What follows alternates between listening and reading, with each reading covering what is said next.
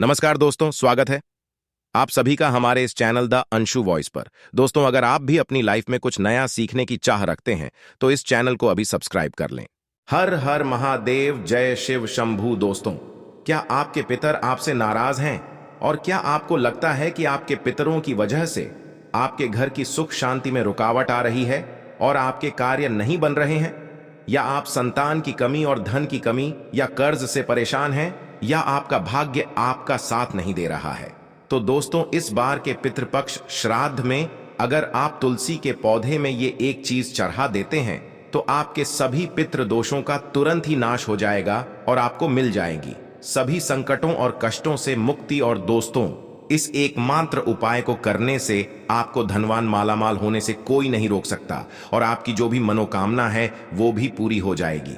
दोस्तों, इस बार 29 सितंबर 2023 से पितृपक्ष बहुत ही दिव्य और दुर्लभ संयोग लेकर आया है। दोस्तों, इस पितृपक्ष में राजयोग काल सर्प दोष के साथ साथ धन लक्ष्मी योग भी बन रहा है, जिसकी वजह से इस बार के पितृपक्ष श्राद्ध का बहुत अधिक महत्व बढ़ गया है। और इस पितृपक्ष पर यदि आप तुलसी के पौधे से जुड़ा यह आसान सा उपाय कर लेते हैं तो आपकी सभी समस्याओं का तुरंत ही अंत हो जाएगा। इसीलिए दोस्तों, वीडियो को आखिर तक जरूर देखें। और अगर आप भी अपने जीवन में महादेव की कृपा पाना चाहते हैं और पितरों का आशीर्वाद पाना चाहते हैं तो वीडियो को लाइक करके कमेंट में हर हर महादेव लिखना ना भूलें। दोस्तों, पितृपक्ष की शुरुआत इस साल भाद्रपद मास के शुक्ल पक्ष की पूर्णिमा तिथि 29 सितंबर 2023 दिन शुक्रवार से हो रही है, जो 14 अक्टूबर 2023 दिन शनिवार तक रहेगा। पंचांग के अनुसार 29 सितंबर 2023 दिन शुक्रवार को दोपहर 3:26 तक भाद्रपद पूर्णिमा था। इसके बाद अश्विन मास के कृष्ण पक्ष की पहली तिथि प्रतिपदा शुरू हो गई थी। इसीलिए पितृपक्ष से संबंधित सभी कार्य 14 अक्टूबर तक ही संपन्न कर लेना बेहतर होगा। दोस्तों, पितृपक्ष भाद्रपद माह की पूर्णिमा से शुरू हो जाते हैं और अश्विन मास की अमावस्या पर समाप्त होते हैं। अश्विन मास की अमावस्या को सर्वपितृ अमावस्या कहा जाता है। पितृपक्ष पूरे 16 दिनों के होते हैं। इन्हें श्राद्ध पक्ष भी कहा जाता है। पितृपक्ष पितरों को समर्पित होते हैं। पितृपक्ष पूर्वजों के प्रति सम्मान और श्रद्धा के प्रतीक हैं। इस दौरान पितरों के निमित्त ही कार्य किए जाते हैं। किसी भी तरह का शुभ कार्य, विवाह, मुंडन, गृह प्रवेश आदि वर्जित रहते हैं। शास्त्रों के अनुसार पितृपक्ष अपने पूर्वजों के प्रति श्रद्धा भाव दिखाने का समय होता है। पितृपक्ष में पितरों के लिए तर्पण और पिंडदान किया जाता है। मान्यता है कि श्राद्ध पक्ष में पितृलोक से किसी न किसी रूप में अपने स्वजनों से मिलने के लिए धरती पर आते और स्वजनों के द्वारा भोजन और भाव ग्रहण करते हैं। ब्रह्मवैवर्त पुराण में बताया गया है कि देवी देवताओं को प्रसन्न करने से पहले मनुष्य को अपने पितरों को प्रसन्न करना अति आवश्यक है, क्योंकि जिसके पितृ उससे नाराज होते हैं उससे सभी देवी देवता भी रुष्ट हो जाते हैं। पितरों की इस नाराजगी को पितृदोष भी कहा जाता है। पितृपक्ष पितरों को प्रसन्न करने के बहुत ही खास दिन होते माना जाता है कि पितृपक्ष के दौरान श्रद्धा पूर्वक किए गए छोटे से प्रयास से ही पितृ प्रसन्न हो जाते हैं और पितृदोष से मुक्ति मिलती है। आज के इस वीडियो में हम आपको पितरों को प्रसन्न करने का एक बहुत ही आसान और असरकारक उपाय बताने जा रहे हैं। इस उपाय को करने से पितर प्रसन्न और होते हैं, पितरों को शांति मिलती है। पितृ प्रसन्न होकर अपने परिवारजनों को पितृदोष से मुक्ति का आशीर्वाद देते हैं। पितृदेव के साथ साथ भगवान विष्णु और मां लक्ष्मी जी की कृपा से सभी कष्टों और संकटों से छुटकारा मिलता है और घर में सुख समृद्धि आती है। दोस्तों, इस उपाय को सही प्रकार से करने के लिए आप हमारे इस वीडियो को एंड तक अवश्य ही देखें। और आगे बढ़ने से पहले आपसे रिक्वेस्ट करते हैं कि वीडियो को लाइक जरूर करिएगा, दोस्तों को शेयर कर दीजिएगा। और अगर आपने अभी तक चैनल को सब्सक्राइब नहीं किया है तो चैनल को सब्सक्राइब करके बेल आइकन जरूर दबाएगा। तो आइए जानते हैं इस उपाय के बारे में। दोस्तों, वैसे तो इस उपाय को आप पितृपक्ष में किसी भी दिन कर सकते हैं, लेकिन इस उपाय को पितृपक्ष में आने वाले गुरुवार और एकादशी के दिन अवश्य ही करना चाहिए, क्योंकि गुरुवार और एकादशी का दिन भगवान श्री हरि विष्णु को समर्पित है और शास्त्रों में बताया गया है कि भगवान विष्णु जी ही पितृदेव है, यानी कि पितरों को प्रसन्न करने के लिए भगवान विष्णु जी को प्रसन्न करना अति आवश्यक है। गुरुवार और एकादशी के साथ साथ इस उपाय को पितृ अमावस्या जिसे सर्वपितृ अमावस्या भी कहा जाता है, उस दिन अवश्य ही करना चाहिए, क्योंकि सर्वपितृ अमावस्या पर सभी पितरों के निमित्त श्राद्ध तर्पण किए जाते हैं। सर्वपितृ अमावस्या पर पितरों के निमित्त किए गए पूजा से सभी पितृ प्रसन्न हो जाते हैं और पितृ दोष से मुक्ति मिलती है। तो आइए जानते हैं इस उपाय के बारे में। उपाय करने के लिए स्नान करके स्वच्छ वस्त्र धारण करें। ध्यान रखें, इस उपाय को करते समय भूलकर भी काले रंग के वस्त्र न पहनें। इसके बाद आप एक पात्र में शुद्ध जल लें। आप इस उपाय को करने के लिए तांबे के पात्र का इस्तेमाल बिल्कुल न करें। अब इस जल में आप एक चम्मच कच्चा दूध डालें, फिर इस जल में एक चुटकी शक्कर डालें। शक्कर डालने के बाद अब आप इस पत्र में एक चुटकी साफ पिसी हुई हल्दी मिला लें। हल्दी भगवान श्री हरि विष्णु को प्रिय है, इसीलिए भगवान विष्णु को प्रसन्न करने के लिए भगवान विष्णु की पूजा में हल्दी का अवश्य ही इस्तेमाल करना चाहिए। अब आप एक दिया तैयार करें। आप मिट्टी का, आटे का या पीतल का कैसा भी दिया ले सकते हैं, लेकिन ध्यान रखें दिया शुद्ध घी का ही होना चाहिए। अब इस दिए और जल को लेकर आप तुलसी जी के पास जाएं। दोस्तों, सनातन धर्म में तुलसी जी का विशेष महत्व बताया गया है। हिंदू धर्म में मान्यता है कि तुलसी के पौधे की जड़ में सभी तीर्थ, मध्य भाग, तना में सभी देवी देवता और ऊपरी ही शाखाओं में सभी वेद यानी चारों वेद स्थित है। पद्म पुराण में उल्लेख है कि तुलसी जी का एक पौधा जिस जगह होता है वहां ब्रह्मा, विष्णु और महेश निवास करते हैं। तुलसी जी की सेवा करने से व्यक्ति के महापातक से महापातक संपूर्ण पाप भी नष्ट हो जाते हैं। तुलसी जी को हरिप्रिया कहा जाता है। हिंदू धर्म में मृत्यु के समय व्यक्ति के मुख में तुलसी का पत्ता रखा जाता है। धार्मिक दृष्टि से इसका बड़ा महत्व है। कहते हैं कि तुलसी हमेशा भगवान श्री हरि विष्णु के सिर पर सचती है। तुलसी धारण करने वाले व्यक्ति को यमराज कष्ट नहीं देते। मृत्यु के बाद परलोक में व्यक्ति को यमदंड का सामना नहीं करना पड़ता। इसलिए मरते समय मुख में तुलसी का पत्ता रखा जाता है। माना जाता है कि मृत्यु के समय तुलसी का पत्ता मुंह में होने से प्राण त्यागना के समय होने वाले कष्ट से भी राहत मिलती है, क्योंकि यह सात्विक भाव को जगाता है। पितरों को प्रसन्न करने के लिए तुलसी जी का पूजन अवश्य ही करना चाहिए। शास्त्रों में बताया गया है कि तुलसी जी की सुगंध मां लक्ष्मी जी को अपनी तरफ आकर्षित करती है। तुलसी का पौधा जिस जगह होता है या जिस परिवार के व्यक्ति पितृपक्ष के दौरान तुलसी जी का पूजन करते हैं, उनके पितर उनसे बहुत ही प्रसन्न होते हैं और पितरों की आत्मा को शांति और तृप्ति मिलती है।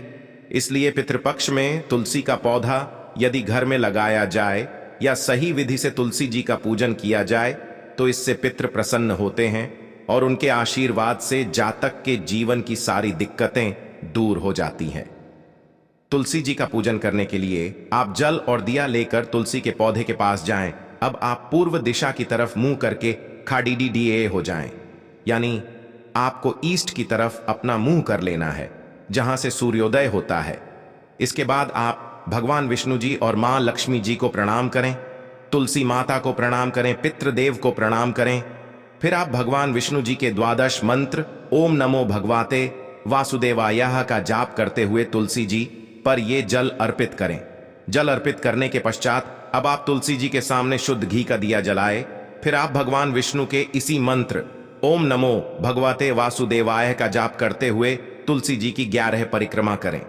तुलसी जी की परिक्रमा करने के पश्चात अब आप तुलसी जी को प्रणाम करें और भगवान विष्णु जी के महामंत्र ओम नमो भगवती वासुदेवाय का 108 बार जाप करें। अब आप तुलसी जी के चरणों की रज यानी कि तुलसी के पौधे के पास से थोड़ी सी मिट्टी उठाकर उसे अपने मस्तक पर लगाएं। फिर आप भगवान विष्णु और मां लक्ष्मी जी को प्रणाम करें और तुलसी माता को प्रणाम करें। अब भगवान विष्णु, लक्ष्मी जी और तुलसी माता से अपने पितरों की तृप्ति और शांति की प्रार्थना करें। अब आप पितृदेव को प्रणाम करें और जाने अनजाने में की गई गलतियों की क्षमा मांगे।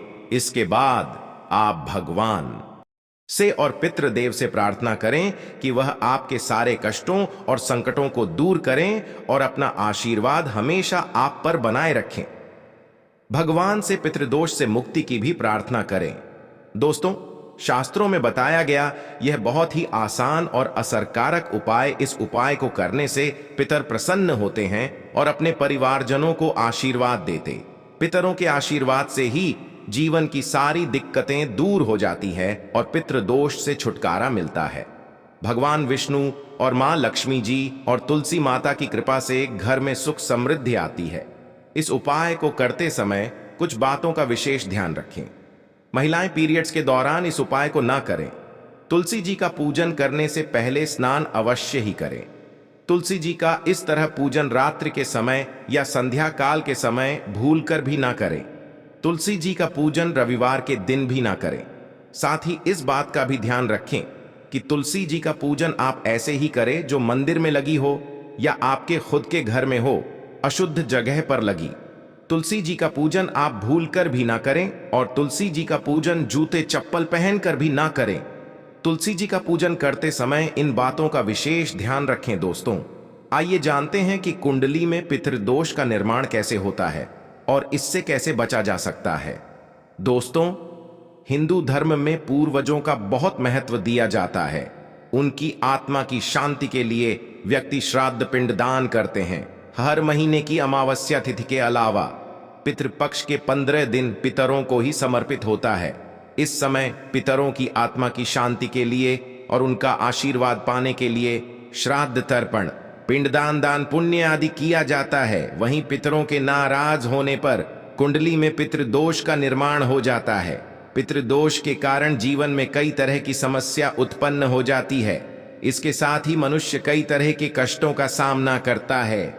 ऐसे में आइए जानते हैं कि कुंडली में पितृदोष का निर्माण कैसे होता है और इससे कैसे बचा जा सकता है। ज्योतिष शास्त्र के अनुसार जब हमारे पूर्वजों की आत्माएं तृप्त नहीं होती, 84 लाख योनियों में भटकते रहते हैं, तो ये आत्माएं पृथ्वीलोक में रहने वाले अपने वंश के लोगों को कष्ट देती है। इसी कष्ट को ज्योतिष शास्त्र में पितृदोष कहा गया है। मान्यताओं के अनुसार मृत्युलोक से हमारे पूर्वजों की आत्माएं अपने परिवार के सदस्यों को देखती रहती हैं। जो लोग अपने पूर्वजों का अनादर, उनके बताए गए रास्ता पर नहीं चलते हैं या उन्हें कष्ट पहुंचाते, जिस कारण इससे दुखी दिवंगत आत्माएं उन्हें शाप देती हैं, इसी शाप को पितृदोष माना जाता है। ज्योतिष शास्त्र के अनुसार जब किसी व्यक्ति की कुंडली के लग्न भाव और 5वें भाव में सूर्य, मंगल और शनि विराजमान होते हैं तो पितृदोष का निर्माण हो जाता है। इसके अलावा कुंडली के अष्टम भाव में गुरु और राहु एक साथ आकर बैठते हैं तो भी पितृदोष का निर्माण होता है। जब कुंडली में राहु केंद्र में या त्रिकोण में मौजूद होता है तो पितृदोष बनता है। इसके अलावा जब सूर्य, चंद्रमा और लग्नेश का राहु से संबंध होता है तो जातक की कुंडली में पितृदोष बनता है। जब कोई व्यक्ति अपने से बड़ों का अनादर करता है या फिर उसकी हत्या कर देता है तो ऐसे व्यक्ति को पितृदोष लगता है और जीवन नरक बन जाता है। जब किसी व्यक्ति की कुंडली में पितृदोष का निर्माण होता है तो ऐसे व्यक्ति को अपने जीवन में कई तरह की बाधाओं का सामना करना पड़ता है। ऐसे व्यक्ति के विवाह में देरी होती है, विवाह टूट सकती है, तलाक की स्थिति उत्पन्न हो जाती है, वैवाहिक जीवन में हमेशा तनाव बना रहता है।